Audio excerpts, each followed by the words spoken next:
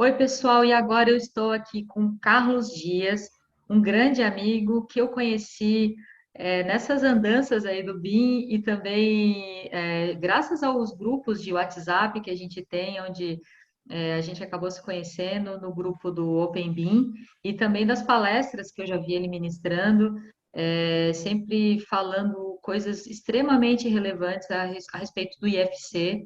E é uma sumidade no assunto. E para nós é um prazer ter hoje ele aqui falando com a gente, participando da edição do evento online.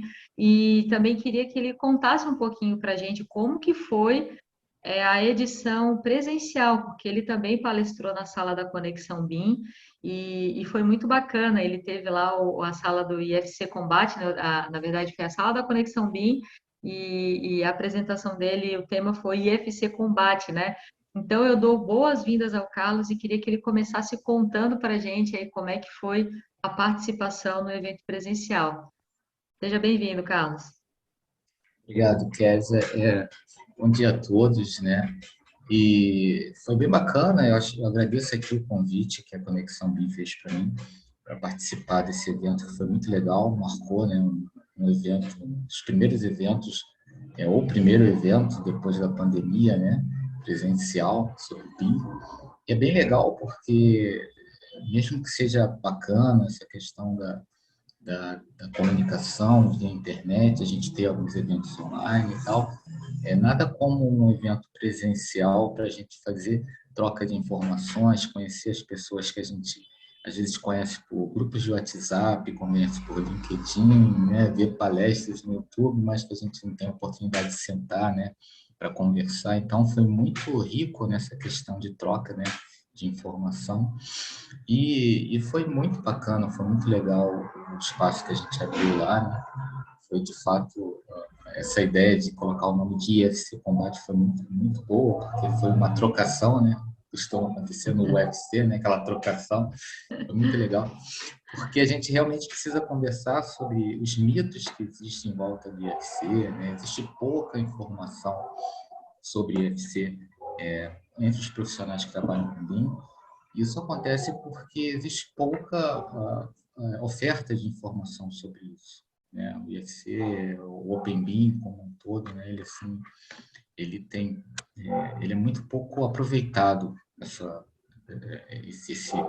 disciplina, né? Ele é muito pouco aproveitado assim, e não é só aqui no Brasil, no mundo inteiro.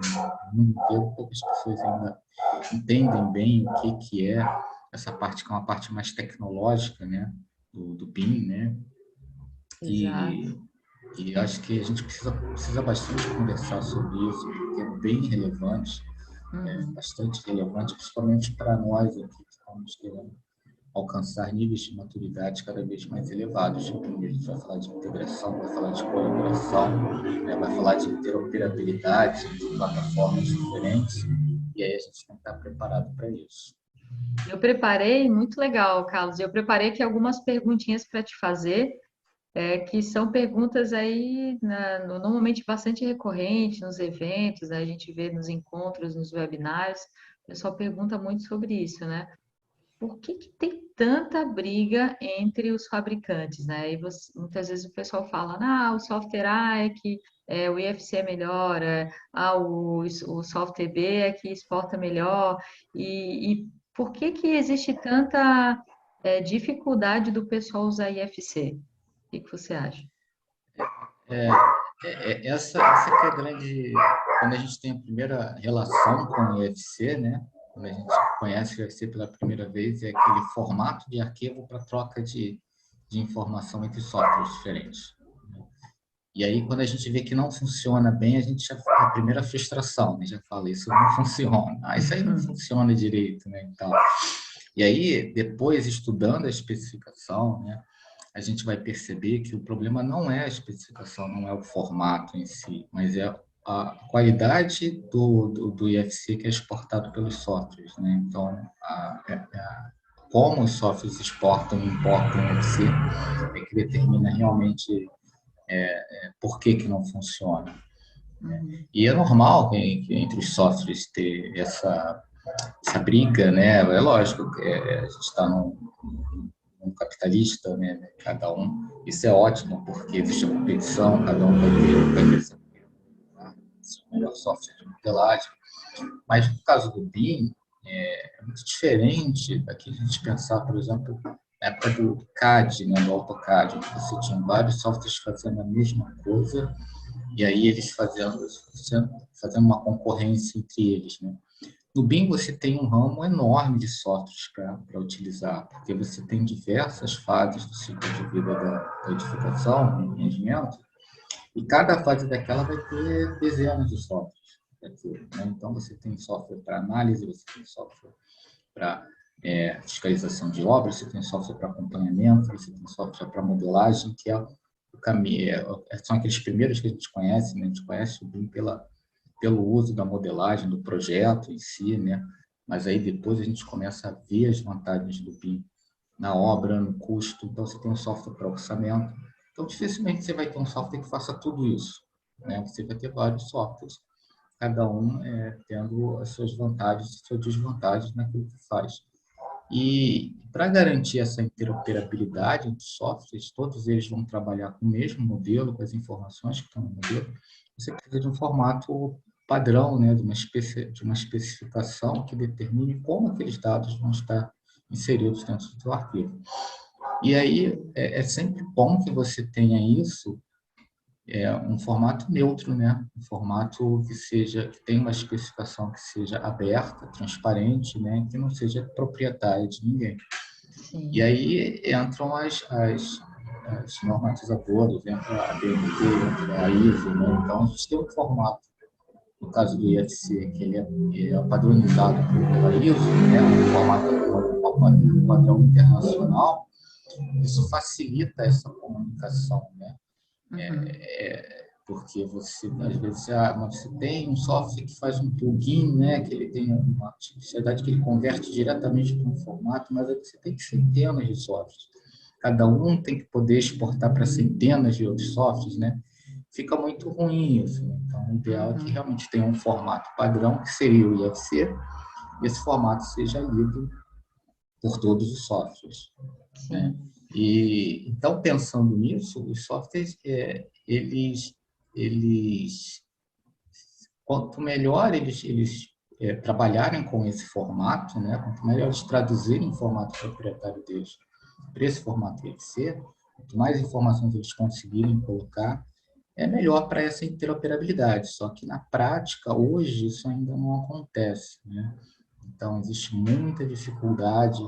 Um software A exporta o IFC com a qualidade, o outro tem mais opções, o outro tem menos opções. Tem software que não tem nem opção, né? Ele exporta do jeito que ele quer, né? E aí isso que causa os problemas que frustram as pessoas, né? Conforme. Ô, Carlos, e me diz uma coisa, se a gente fosse fazer uma analogia com essa brincadeira, né, com esse trocadilho do IFC Combate, seria mais ou menos, me corrija se eu estiver errado no meu entendimento, mas seria mais ou menos como se nós pensássemos em misturar categorias do UFC e colocasse um peso pesado para lutar com um peso pena, né? A gente não consegue, né, dizer quem é o vencedor dessa disputa injusta.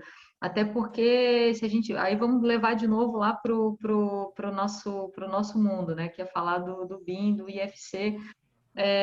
Nós temos usos de BIM diferentes, nós temos necessidades diferentes, nós temos tipos de projetos diferentes. Então, a pergunta que todo mundo faz, qual é o melhor software para que eu possa utilizar o meu IFC? Não teria, a gente teria que categorizar como a gente faz nas categorias do UFC. É mais ou menos isso a brincadeira? Ou a gente consegue dizer, não, o software A, o software B é melhor por isso,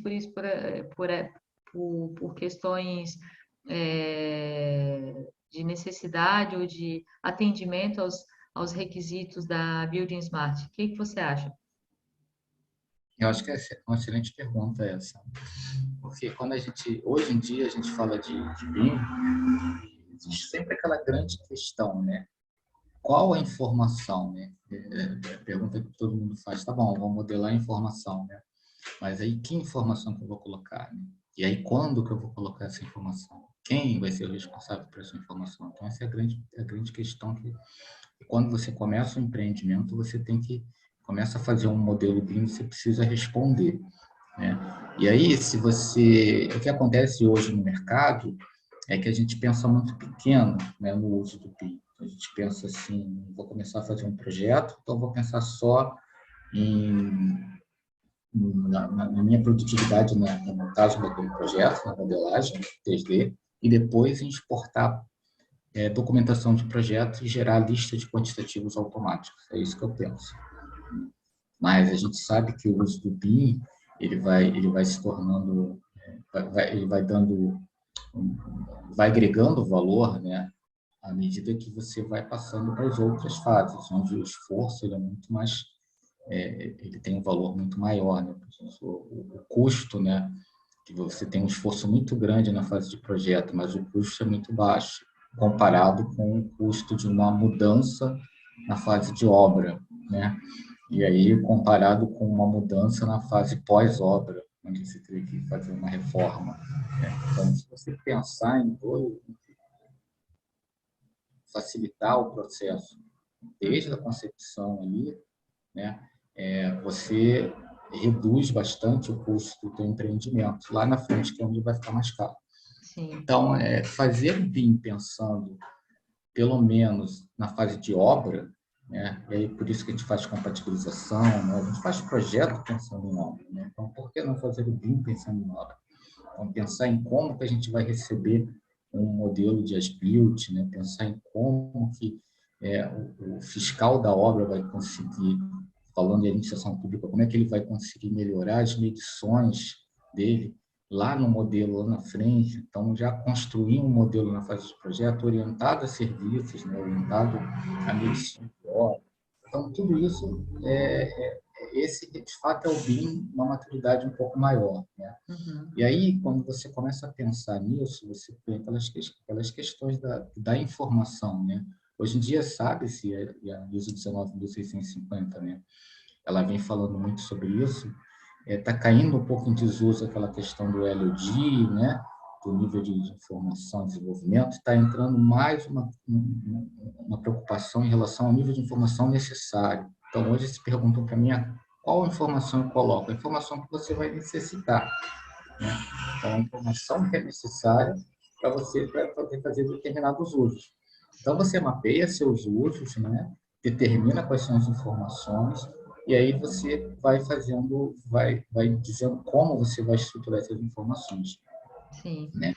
E aí, a partir dessa ideia, né? A gente sempre pensa assim, mas aí tudo bem, aí eu faço tudo isso no software A. Eu estabeleço lá o meu padrão de modelagem no software A. E cada software tem sua característica diferente. Então, eu estabeleço aquilo ali, faço o meu BEP, todo baseado naquele software, e passo isso para frente. E aí você vai usar um software B lá na frente, né? Então, você vai fazer um outro BEP, você vai estabelecer um novo padrão, como é que aquilo vem e tal. Então, é preciso que exista essa fala do OpenBIM nesse plano de execução, né? Então, é preciso não só estabelecer ali no momento da modelagem como vai ser o seu padrão de modelagem direcionado àquele software de modelagem, mas é preciso que você fale como vai ser esse requisito de troca de informação numa linguagem de OpenBIM, como vai ser no IFC, né? Porque isso vai ser importante para receber. E aí, falando um pouco da democratização do BIM, né? Principalmente a administração pública, ela precisa ter isso em mente, né? Como que eu vou pedir para esse tipo de informação que eu quero que esteja estruturado no meu modelo, é pedir essa estrutura de informação para determinado software, né? Então, eu estou tirando, eu posso fazer isso, né? Eu estou restringindo quem vai participar daquela licitação, só as pessoas que têm aquele software, e aquele software, às vezes, ele é muito caro, né? Quais são os escritórios que podem participar daquele software.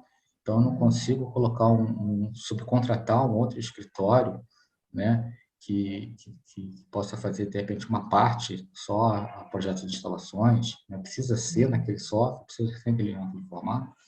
né? Então, é para isso que o OpenBIM ele vem também nessa pegada assim, de democratização do BIM, né? De fazer com que eu peço a minha informação em OpenBIM, em formato IFC. Se você vai fazer aquilo no software A, no software B, no software C, é contigo, né? Eu só quero que a informação ela venha dessa forma, em formato aberto, transparente, e aí eu posso utilizar ela da forma como eu quiser. Sim, Então, então mais ou menos isso. você já respondeu, então a minha próxima pergunta era justamente essa, né? Que se você acha que é importante que nas licitações sejam solicitadas o envio dos arquivos IFC, se isso é um requisito, na sua opinião, algo importante. Então, acho que você já respondeu e eu concordo realmente com você, porque a gente precisa, né, democratizar de uma vez por todas a adoção do BIM, principalmente no setor público, né, que é tão a gente tem tanto problema, tem tanta dificuldade de ter boas obras entregues em prazos adequados, a gente sequer ainda usa as tecnologias construtivas utilizadas na construção civil privada, de obras privadas, né? A gente vê hoje uma industrialização imensa, né? Nas obras privadas, e isso ainda, infelizmente, ainda não está na mesma velocidade no setor público. Mas então você concorda com isso? E qual seria, assim, Carlos, o melhor formato? Existe um. Não, na minha licitação, o formato que eu vou entregar tem que ser o formato tal, sem eu especificar o uso daquele projeto da informação que eu estou solicitando para o meu projetista. É possível fazer isso? Isso depende, na verdade, do uso que você vai fazer, né, do teu modelo. Mas eu sou muito a favor de você utilizar o OpenBIM, né? Você utilizar o formato aberto. O que acontece é que às vezes você quer um modelo BIM, você quer dar continuidade àquele modelo, mas você quer continuar fazendo, você quer ter a possibilidade de fazer um outro projeto, uma reforma, alguma coisa, utilizando o mesmo modelo. Então você vai pedir, às vezes, você vai pedir aquele modelo no teu formato, no formato que você é proprietário do software que você tem, né? Então, o decreto até fala sobre isso, no decreto 10.306, se não me engano, ele fala que você deve pedir, né? A administração pública deve pedir em OpenBIM e pode pedir no formato proprietário, né? De algum software, se você justificar que aquilo ali é relevante para você. Mas eu acho assim, que eu acho que a maior preocupação que a gente deveria ter, ou quem trabalha com BIM deveria ter, é mais a informação. Eu acho que a gente deveria estar muito mais ligado na informação do que no formato propriamente dito, né? Ainda não é possível, mas assim, se a gente pudesse ter essa interoperabilidade no nível de que não importa, né, qual formato, você tem a informação e essa informação ela pode transitar entre diferentes softwares de forma flexível, né? Isso seria o ideal. Mas a gente sabe que, por exemplo, você importar o IFC e trabalhar nele como se fosse nativo, isso é impossível. Não dá para fazer porque ele foi feito a partir de um outro software, digamos, né? Mas a informação ela está lá. Então, dependendo do uso que você vai fazer, por exemplo, acabou a obra, você vai fazer um uso de gestão de ativos, por exemplo, você vai usar um outro software, esse software ele vai ter uma base de dados para trabalhar com gestão de manutenção, com gestão de espaços e tal, e aí, de repente, isso não é relevante você alterar a geometria dele. Então, pode ser um IFC tranquilamente, eu acho até que deve ser um IFC, né, Sim, tranquilamente. Agora você está ainda na fase de projeto, você recebe uma instalação, né? Você recebe, e aí você vai trabalhar com diferentes softwares, cada um fazendo uma disciplina, e você precisa juntar eles. Talvez você queira fazer alguma alteração, porque você está no seu projeto, você subcontratou uma parte dele e tal, mas eu acho que o que tem que acontecer hoje, já que existem essas limitações, uma boa colaboração, né? Uma boa colaboratividade. Você tem um canal muito, muito aberto com o teu subcontratado ali para precisou modificar, solicita, ele modifica, você volta e tal. E aí o arquivo IFC ele cai, é uma luva nisso aí, né? Porque se ele tiver bem especificado, você vai conseguir desfrutar das informações da forma correta, né? E aí o que falta justamente é essa especificação da informação como você quer, essa especificação do IFC. Hoje em dia as pessoas, são poucos profissionais que trabalham com IFC, né? Então são poucos profissionais que sabem pedir o que querem em IFC, e são poucos profissionais que sabem oferecer um IFC de qualidade, né? Exportar um IFC de qualidade com aquilo que você pediu, né? Então, Sim. acho que falta no mercado ainda esse conhecimento de como é a estrutura do IFC, de saber o que eu posso pedir, o que o IFC pode oferecer, né? E também eu saber como eu transformar o meu arquivo para um formato A, né, num arquivo IFC de qualidade, Sim. Ô, Carlos, atendendo aqueles requisitos que foram pedidos, né? sim, sim. E deixa eu te fazer mais uma pergunta. Você falou de projetos de instalações, né? Mas a gente ouve bastante reclamação do pessoal, bastante dificuldade, na verdade, de trabalho quando se fala a respeito de projetos de infraestrutura. Quando a gente fala de projeto de infraestrutura, hoje a gente tem uma estrutura de dados já possível da gente utilizar o IFC. Como é que está isso? Eu vejo que você posta muitas coisas de outros países. Você é um grande estudioso da área, né? Vejo que você posta outras coisas que estão acontecendo fora daqui. No Brasil, como é que está isso? Essa utilização do IFC para infraestrutura. Fala um pouco para a gente sobre o assunto. O IFC, quando ele foi construído, né, quando ele foi montado, ele não foi pensado em infraestrutura, ele foi pensado apenas em edificação, né? Então, ele possui elementos, né? O IFC nada mais e aí eu falo quanto mais você estuda o IFC, mais eu aprendo de BIM, né? Porque o IFC é a base do BIM. Digamos que ele é uma estrutura de dados aberta, neutra, né, sobre como os elementos do BIM precisam estar estruturados, né? Então, você aprende de BIM, né, estudando IFC. Né? Você vê então é assim que um software BIM precisa ver um objeto e tal. Então, eu digo que ele é orientado a objetos, né? Porque simplesmente ele pega um objeto no mundo real e representa ele computacionalmente, né? Não só o objeto, mas seus atributos e as suas relações com os outros objetos. Então, hoje ele não tem objetos, até a versão 4, ele não tem objetos que representem os objetos no mundo real de infraestrutura. A gente tem objetos para pontes, né, para rodovias, para ferrovias, para obras de infraestrutura.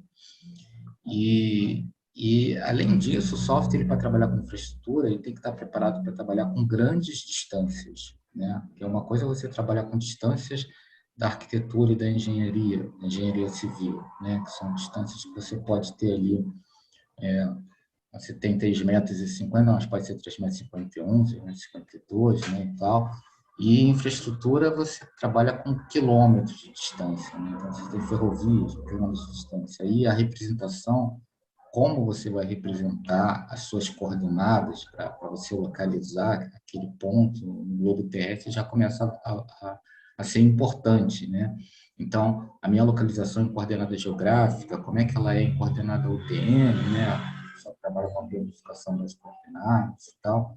Então, o software tem que ter a capacidade de fazer isso também. O formato tem que ter a capacidade de guardar essas informações de localização, né? De forma que o software consiga trabalhar com isso. O IFC, hoje ele trabalha bem com essa parte de coordenadas, ele tem tudo isso muito bem especificado, mas ele não tem os objetos de infraestrutura, que é uma coisa que está mudando, né? A versão 4.3 do IFC, ela está em desenvolvimento, ela não tem uma ISO normatizando ela está bem desenvolvida, ela está bem avançada, né? Houve uma grande participação da comunidade nela, né? E deve sair a ISO talvez ou no ano que vem, em 2023, né? A ISO especificando ela, né, padronizando ela, e ela já vai vir, você já consegue consultar esses objetos na especificação via internet, né, na página da Business Smart, Uhum. e já tem os elementos de infraestrutura, já tem alguns elementos de infraestrutura. Então, o IFC já está entrando, né, nos projetos de infraestrutura, e eu acho que vai ser uma grande vantagem, né, porque hoje o que muita gente faz para exportar projetos de infraestrutura em IFC, ele pega outros objetos e coloca, entendeu? O IFC te dá essa possibilidade de colocar uns objetos neutros, assim, né, e dar uma especificação do usuário para ele e tal. Então, mas é o que eu chamo de uma gambiarra, né? Não seria o ideal. E a versão 4.3 ela já está resolvendo essa questão, né? Então, isso é uma coisa que não vai demorar muito, né? Já vai estar vindo, e deve fazer alguma revolução aí no processo, porque softwares de infraestrutura mais famosos aí já vão exportar, né, em FC com os projetos. Você já pode pensar em integrar não só as edificações, os projetos de edificações, mas também até pensando em cidades inteligentes, né, alguma coisa nesse sentido. Uhum. Carlos, a gente poderia ficar aqui horas conversando, né, batendo papo, mas eu vou te fazer uma última pergunta e também, até vou provocar o pessoal que está nos ouvindo, que se tiver mais dúvidas, pode mandar para a gente, ou através do canal da Conexão BIM. O Carlos também vai deixar aqui os contatos dele, a gente vai colocar aqui no vídeo. Tem muita coisa legal para a gente poder estudar e saber sobre IFC, mas eu vou te fazer, acho que duas perguntas, né, para a gente poder fechar. O que é Model View Definition? O que é o MVD? Explica para nós. E o que é o P7? O pessoal às vezes ouve falar disso e fica assim, mano, que bicho que é isso, né? Será que você consegue explicar facilmente para o pessoal que está nos assistindo? Vou tentar explicar rapidamente, né? Porque realmente é a maior dúvida, era a minha maior dúvida, né? Então, o IFC sempre, por que é tão complicado entender, né? A primeira vez que você vai ler sobre o IFC, você lê, vou ler aqui o que é o IFC, e você lê um parágrafo e, peraí, não entendi nada, né? Preciso entender mais. Então, não é uma coisa assim tão simples, né? Para você ler num parágrafo só. Então, eu costumo falar para os meus alunos assim, ó, essa dúvida que você está tendo agora na primeira aula, espera que quando chegar na quinta, na sexta aula ali, essa dúvida vai se diluir, porque à medida que você vai vendo a especificação mais a fundo, aí você começa a entender as coisas. O Model View Definition, quando a gente exporta um arquivo em formato IFC, na verdade, a gente exporta sempre um Model View Definition, sempre um MVD. E o que é o Model View Definition? Ele é como se fosse uma visão daquela especificação. Por quê? Porque o IFC ele é uma especificação que ele abrange todos os objetos que podem vir a existir num empreendimento de construção civil em todas as fases do ciclo de vida do empreendimento. Então, ele não está restrito apenas àqueles objetos que a gente vê no visualizador em 3D, mas você tem objetos de custo, você tem objetos de planejamento, você tem objetos de tarefa, por exemplo, que podem ser tanto tarefas de planejamento de obra, como podem ser um planejamento de manutenção preventiva, entendeu? Então, você tem objetos ali que se relacionam com vários atores da construção civil em diferentes fases, né? Então, imagina quando eu coloco uma porta lá, essa porta ela é preparada para atender informação, em dados, esses dados precisam se transformar em informação desde o arquiteto que concebe a porta lá pensando na funcionalidade dela, né, passagem de um ambiente para outro, da estética, né, e tudo mais, até o orçamentista que vai orçar e precisa saber quais são os serviços que estão relacionados com a instalação daquela porta, né, os materiais, a mão de obra, até a logística que vai levar aquela porta até a obra, e lá na frente o cara que vai lidar com a manutenção da porta. Então, precisa de informações de data de instalação, quem é o fabricante, se tem garantia, não tem garantia, acabou a garantia, não acabou. Então, imagina que existem muitas informações, né? E essa especificação especifica muitas formas de como essa informação pode estar dentro do arquivo.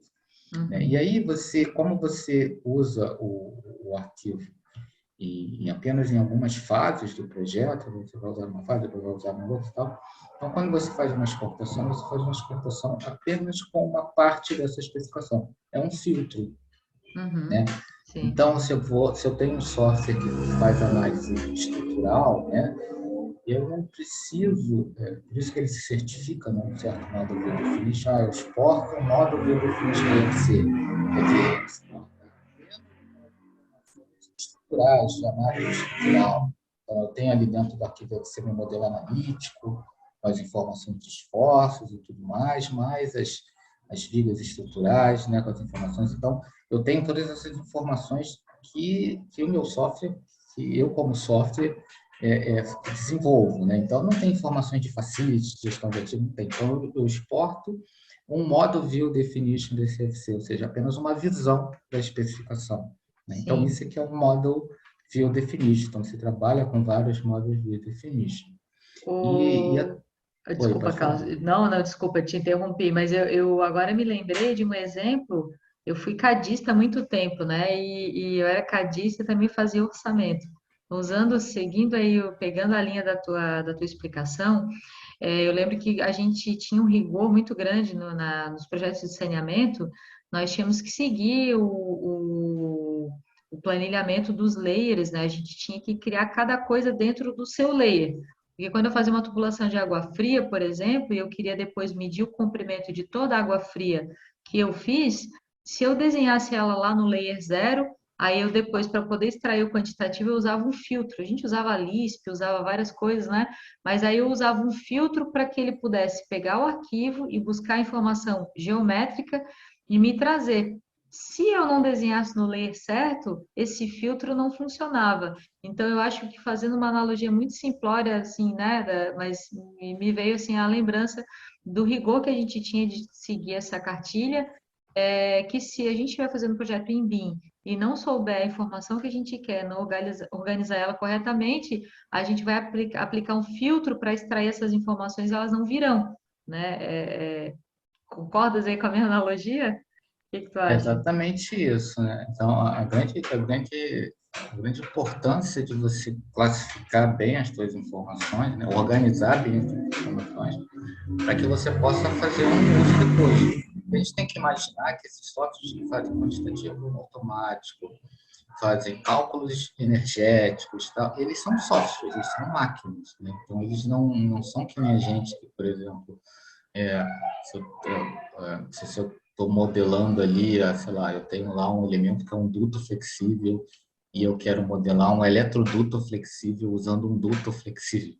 Eu preciso que seja muito bem escrito ali que o duto flexível é um eletroduto flexível, porque o software vai olhar e vai entender que tem um duto flexível, né? Então, é isso que você falou, as coisas têm que estar muito bem organizadas, né? Então, é isso que você pede quando você pede um IFC, né? Você Uhum, pede perfeito. as informações muito bem classificadas e muito bem relacionadas, né? E aí entra a questão do T7 também, né? Porque hoje em dia, quando a gente pensa assim, vou pegar um objeto no UFC, esse objeto, ele não tem todas as informações relacionadas ao objeto, né? Ele tem lá os atributos, as características do objeto, seus relacionamentos, né? Então, se aquela porta tem um material, ele está relacionado com o material, que é um outro objeto, né? Ou se essa porta ela está preenchendo um espaço vazio de uma parede, né? Então, ela está relacionada com esse espaço, aquele espaço está relacionado com digamos que aquela abertura está relacionada com a parede, então os objetos vão se relacionando, né? É igual uma rede social mesmo, Facebook Uhum. e Instagram. Vai se Então, conectando, né? As coisas conectam. exatamente, as coisas Perfeito. estão conectadas ali, né? Então, tanto que você mexe num, vai mexer no outro. Então, é assim que as informações transitam dentro do arquivo FC. E aí Perfeito. você tem um outro objeto que são os property sets. Esses objetos são conjuntos de propriedades, né? São conjuntos de propriedades que você relaciona ao seu objeto. São os Uhum. parâmetros, né? Então, o T7 nada mais é do que um conjunto de propriedades, que eles são agrupados por características comuns dessas propriedades. Então, por exemplo, você tem propriedades que são as properties, né, relacionadas para análise energética. Eu tenho lá na minha parede tramitância térmica, né? Eu tenho várias propriedades que vão servir para fazer uma análise energética. Eu agrupo elas num property set, um P7 de análise energética, né?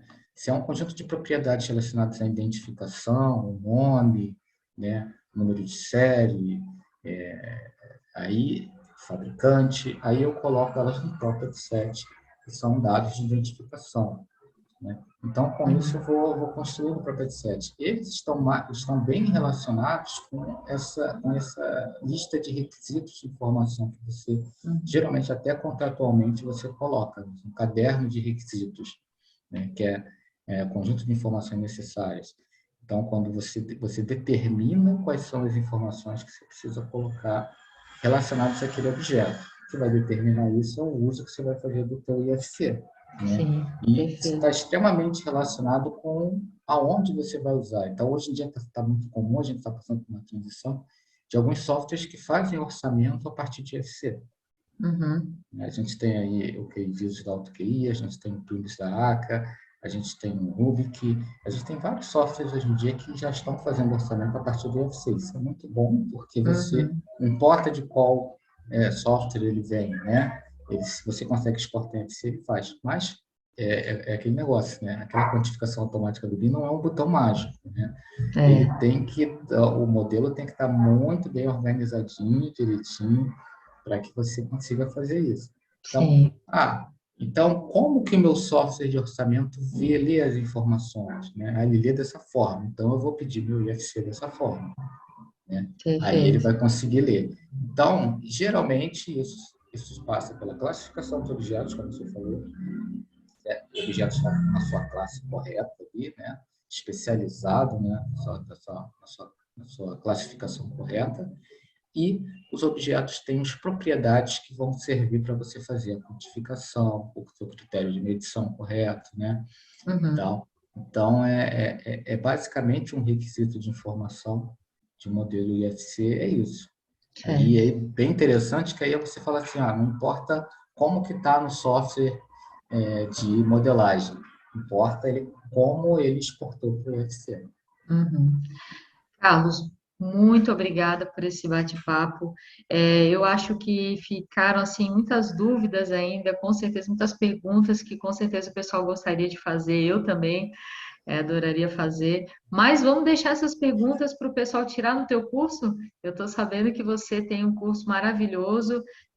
Assim que eu conseguir uma vaga aí, porque está sempre muito concorrido, eu quero ter oportunidade de fazer também. Eu queria que você falasse desse curso para o pessoal que quiser saber um pouco mais, quiser se aprofundar. Como você disse, o saber IFC é conhecer o DNA do BIM. Então, conta para a gente aí, para a gente poder fechar esse nosso bate-papo, como é que o pessoal faz para se inscrever e saber um pouco mais.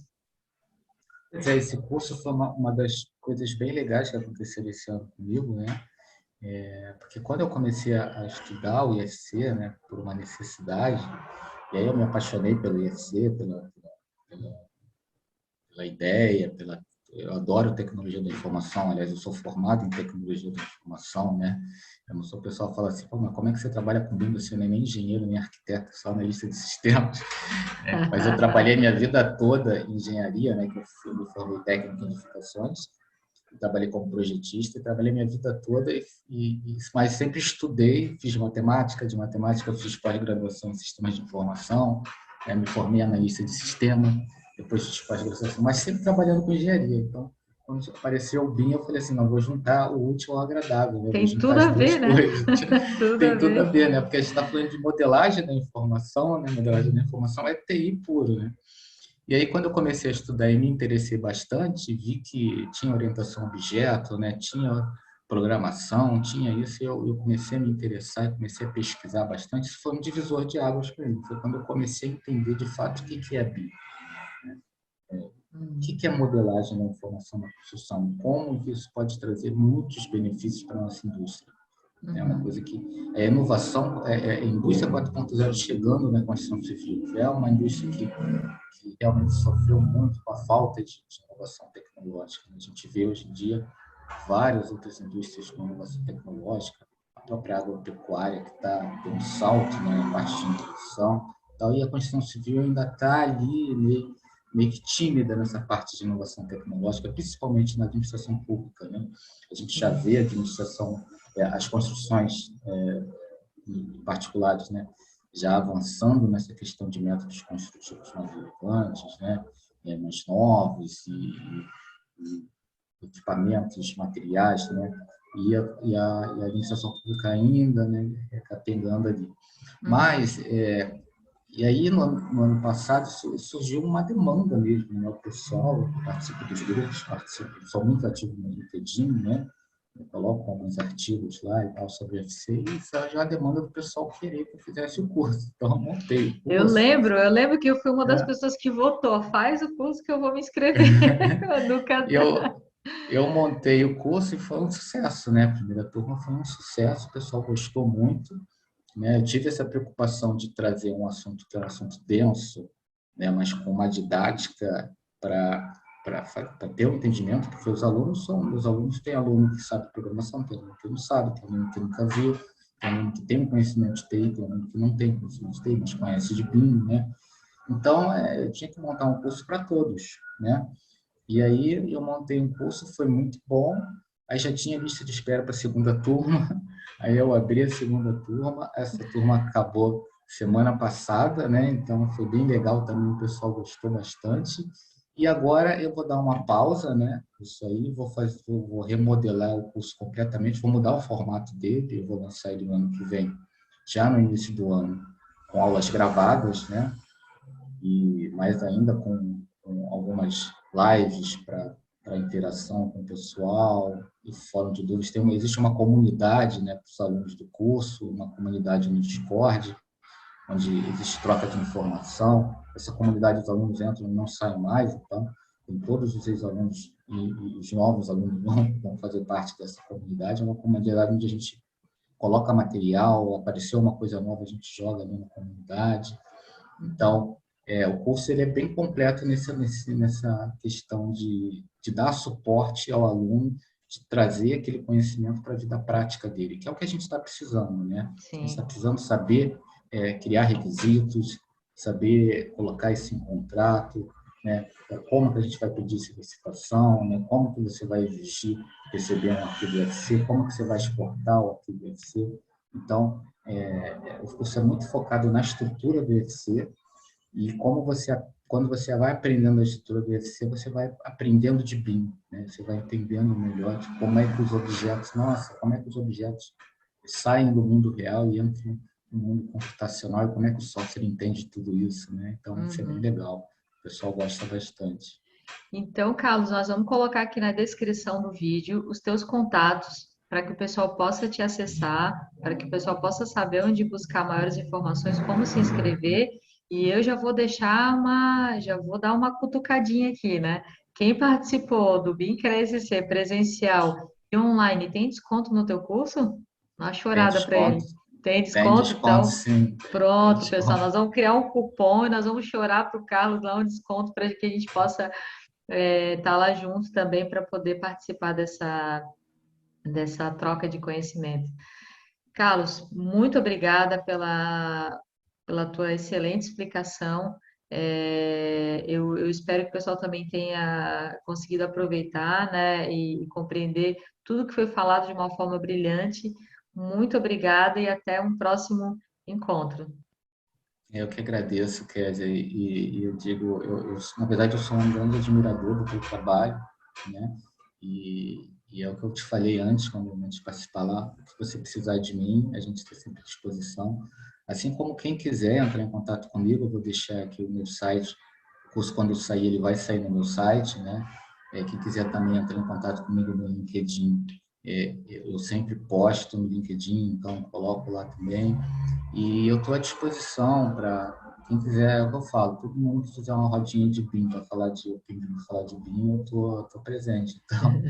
Então, eu sou muito solícito, as pessoas sabem que eu sou muito solícito, né? Então, eu estou aí para conversar mesmo. A minha ideia é sempre somar, né? Eu acho que a gente precisa de pessoas que somem aqui no Brasil para a gente levantar essa bandeira aí do BIM. E, se Deus quiser, o Brasil vai ser um dos polos aí do BIM, É isso pelo aí. menos na América Latina. Muito obrigada. Eu agradeço muito, eu agradeço o elogio, mas a gente realmente está junto aí nessa missão, né? Conectar as pessoas e tentar levar para a sociedade, né? Acho que é a nossa grande bandeira, fazer com que o BIM melhore a qualidade de vida das pessoas, melhore a qualidade, né? Os prazos das nossas obras. Carlos, brigadão, beijo grande e até a próxima. É um prazer. Tchau. Tchau.